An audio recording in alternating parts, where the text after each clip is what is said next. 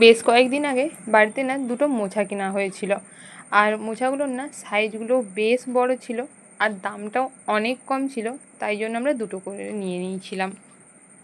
তো সেই মোছা থেকেই একটা মোছার অর্ধেকের বেশি অংশটা আমি একবারে রান্না করে ফেলেছি, আর অর্ধেকটার একটু কম সেটা ছিল, আর একটা গোটা বড় মোছাই ছিল।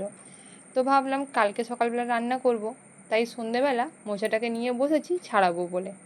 আর মোছা ছাড়াতে বসেই আমার চক্ষু তো চড়ক গাছ। মাত্র 4 দিন মতো মোছাটাকে রেখে দিয়েছিলাম, তাতেই মোছাটার অবস্থা একদমই খারাপ হয়ে গেছে।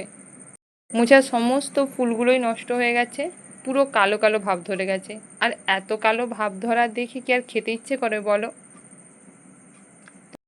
তো অগত্যা কিছু করারও নেই, এগুলো ফেলে দিতে হবে। আর আমি প্রত্যেকটা খোসা ছাড়াচ্ছিলাম আর ভাবছিলাম এবারে মনে হয় একটু ভালো আছে, এবারে মনে হয় একটু ভালো আছে, কিন্তু শেষমেশ গুটি কয় ভালো বেরিয়েছে, বাকি এই দেখো সব কেমন কালো কালো হয়ে গেছে। আমি জানি না এরকমগুলো খাওয়া যায় কি না, কিন্তু দেখেই এতটা বাজে লাগছে না, আর খেতে মন যাচ্ছে না।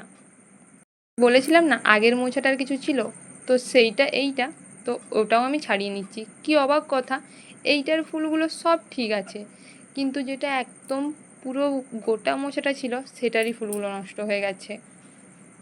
আমি না মোছাটা ফ্রিজে রেখেছিলাম, এবার তার জন্য মোছাটা নষ্ট হয়েছে নাকি সেটা আমি বলতে পারবো না।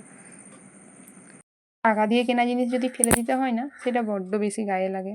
আর তাছাড়াও মোছাটা না আমার বেশ পছন্দ, মোছা খেতে আমি বেশ ভালোবাসি, তো সেটা ফেলে দিতে হবে ভেবেই না খুবই খারাপ লাগছে। এমনভাবে কালো হয়ে গেছে না, এগুলো দেখে না আর খাওয়াও যায় না। তো সেই আর কিছু করার নেই। তো দেখো সমস্ত কিছু গোছগাছ করে নিয়েছি, এই দেখো এক ঠাকা সব কিছু হয়েছে, আর এইটুখানি হয়েছে আমার রান্না করার জন্য। তো কিছু করার নেই, এবার এগুলো ফেলে দিয়ে আসি।